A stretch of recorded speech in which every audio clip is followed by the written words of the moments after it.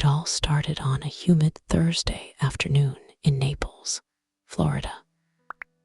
The kind of day when the air wraps around your skin like a second layer, and everything moves just a bit slower. Veronica Blackstone sat on the patio of her oceanfront mansion, a chilled glass of Sauvignon Blanc sweating in her hand, her gaze fixed on the pool where her French bulldogs splashed in lazy circles. She was 50 years old, worth $2, $3 billion, and had everything money could buy. Private jets, a penthouse in Manhattan, a vineyard in Napa, and the respect of every Fortune 500 CEO on the East Coast. What she didn't have, and didn't think she needed anymore, was love. Especially not the fairy tale kind that crept into your ribs and stayed there like a song you couldn't stop humming. Love had passed her by a long time ago, or so she thought. Veronica had built her empire from the ground up, founding a chain of luxury skincare spas that eventually expanded into an international wellness brand. She'd faced hostile takeovers, sexist boardrooms, and multiple betrayals from men who wanted her wealth more than her heart. So she fortified herself with brilliance and business acumen, surrounded herself with assistants, and poured her passion into profit. She hadn't been on a date in years. Men who met her now either bowed too low or stared too long. She preferred dogs and spreadsheets. That day, however, her estate manager had hired a new part-time landscaper, a favor to his cousin's son who had just moved to town. She didn't notice him at first. Why would she? Her properties cycled through workers regularly, and most of them kept to the hedges. But something made her look up when she heard a loud laugh, rich and unguarded, coming from near the edge of her orchid garden. There he was, shirtless under the brutal Florida sun, wearing cut-off jeans and a backwards cap, tanned like a lifeguard and trimming bougainvillea like it was performance art. His name was Jace. 25 years old, broke, new in town, and completely unaware that his very existence was about to start a chain reaction none of them could undo. Veronica watched him work for a while, curious. She noticed the smooth confidence in his movements, how he didn't flinch under the sun or cower when he glanced up and caught her watching. Instead, he waved. Just waved, like she was anyone else. She waved back, and something stupid fluttered inside her. Something that made her sip her wine too fast and retreat inside before her thoughts turned to things she'd long since buried. Over the next few weeks, Jace kept coming back. She started watching for him, not openly, but behind curtains and tinted windows, timing her morning swims to when he'd be tending the palm trees or clearing brush along the cliffside path.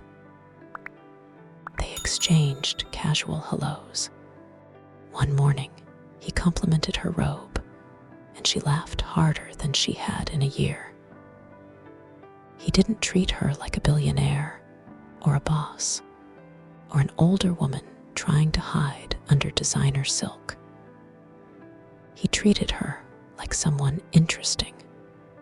Eventually, she invited him to have coffee.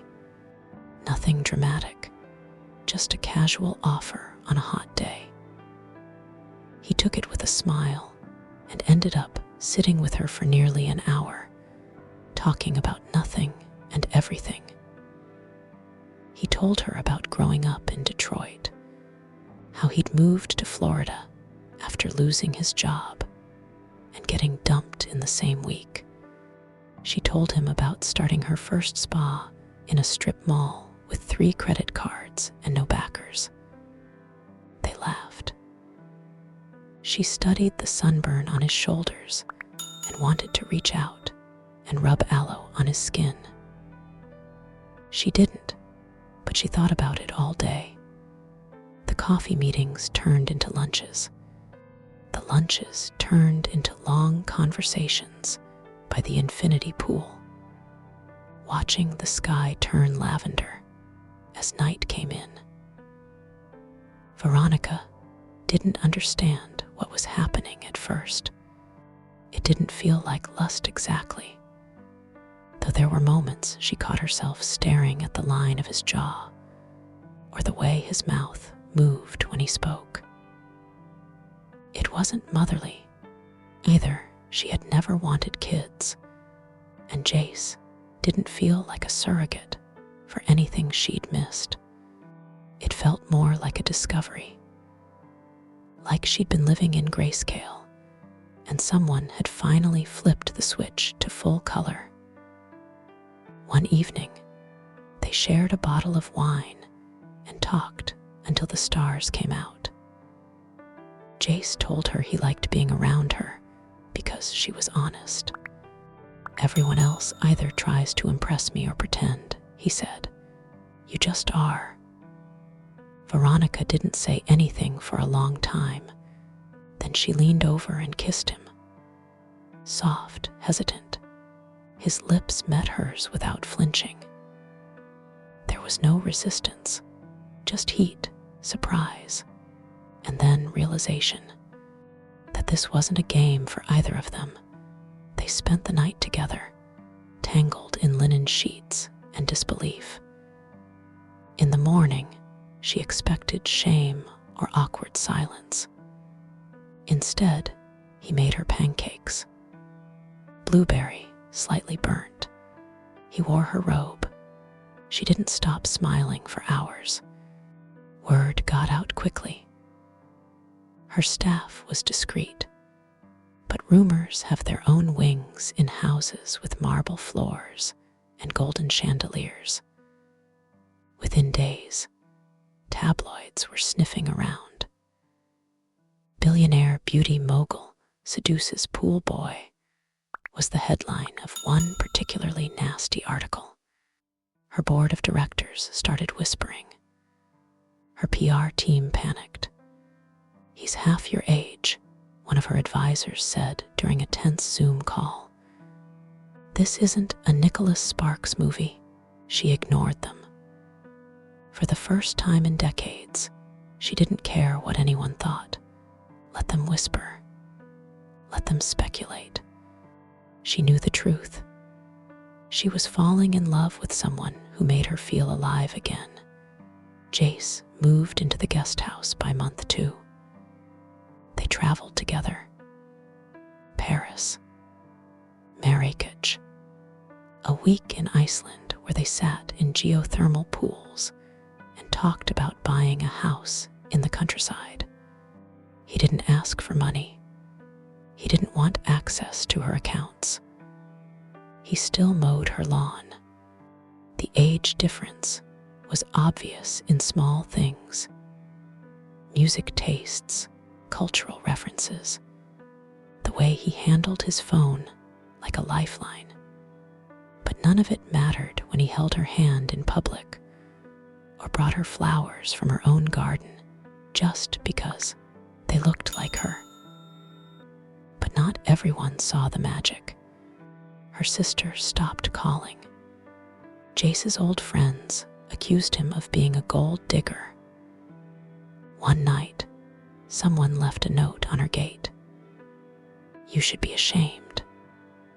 Veronica burned it in the fireplace without a word. Jace kissed her knuckles and said nothing. The pressure came to a boiling point 6 months in. She was set to give a keynote speech at a global wellness summit. Investors were watching. Cameras were rolling. Moments before she went on stage, a producer pulled her aside and told her the gossip was damaging the brand. "We've got focus group data," he said. "They don't get it. You're losing them." That night, she sat in her marble bathtub, champagne untouched, thinking about everything she could lose. Then she heard Jace playing her old piano downstairs. She wrapped herself in a towel and listened. He wasn't good, but he played with heart. And she realized then, love doesn't follow brand strategies. It doesn't care about optics. It shows up wild and unreasonable, kicking down the door of everything you thought was safe. She doubled down, went public with their relationship, did an interview in Vogue where she said, "Age doesn't matter when you find the person who makes you feel like yourself." The story exploded. Some people called her brave. Others called her disgusting. Jace refused all interviews. "You're the story," he told her, "not me." They started a foundation together, one that funded mental health resources for young men and support programs for women, over 40 starting new careers. It was a quiet success, ignored by the press, but praised in policy circles. Behind the scenes, they thrived. They adopted 2 rescue dogs, learned to salsa dance badly, got caught kissing in public more than once, always unapologetically. On her 51st birthday, Jace proposed. He didn't have a ring, just a tattoo he got on his forearm, her initials inside an hourglass. "Because you made me feel like time isn't real anymore," he said. They got married barefoot on a beach with no guests, just a photographer and a promise. She wore silver. He wore linen. The world watched and debated, but they didn't care. They were too busy dancing under stars that didn't care how old anyone was. And in the end, love didn't care either. It just came, like a storm over still water, sudden and unstoppable. Not perfect, not polite, but real. So real it left the world stunned and secretly jealous. 6 months after their quiet wedding, Veronica and Jace settled into a rhythm no one expected and few understood. Their days weren't filled with red carpets or lavish parties, but with slow mornings on the terrace, shared playlists during long car rides, and spontaneous moments that stitched together the kind of life most people only dream about.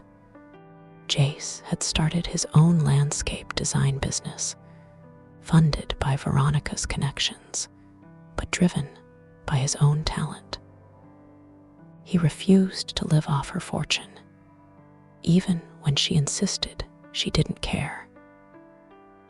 "Let me build something too," he'd say, his hand always brushing hers like a reminder they were equals, not a billionaire and her boy toy still. The world never stopped watching. Some headlines softened with time. Others didn't. Every public photo sparked debates online. Was it real? Was it power? Was it delusion? But Veronica and Jace stopped reading the articles. Their love didn't belong to the comment section. It belonged to quiet dinners by candlelight, laughter under quilts during thunderstorm nights, and mornings when he kissed the wrinkles near her eyes. and told her they were his favorite part. Trouble came when Veronica's health took a sudden turn. It was just fatigue at first, missed meetings, heavy limbs, a deep ache she blamed on stress or travel. But tests showed a rare autoimmune disease, aggressive and relentless. She could afford the best doctors in the world, but no one could buy her more time than nature allowed. She didn't cry when she found out. She just went home and told Jace over tea. He didn't speak for a long time, then said, "Then we fight it together." And they did. He never left her side. Every appointment, every treatment, every sleepless night, he was there. He carried her when her legs gave out, cooked soup when she couldn't lift a spoon, held her hand when her hair began to thin. Some of her friends faded away, unable to handle the rawness of watching someone once so powerful begin to fade. But Jace stayed. Always. One evening, as the sunset bled gold across the gulf and her strength was nearly gone, she turned to him and whispered, "I used to be afraid of being forgotten. Now I'm just afraid I'll forget this." He kissed her forehead, then every finger on her hand, and said, "I won't let you." Veronica Blackstone died at home, her head on Jace's chest, with the sea breeze coming through the open window and her favorite vinyl playing in the background. The world mourned a titan of industry. Tributes poured in. Foundations were named after her. But Jace didn't attend the televised funeral. Instead, he scattered her ashes in the orchid garden where they first met, placing a single silver ring inside the roots. He never remarried, never needed to, because once in a lifetime, if you're lucky, love doesn't care how old you are, what you're worth, or what anyone thinks. It just finds you. And if you're brave enough to hold on to it, that love doesn't end. It just echoes quietly forever.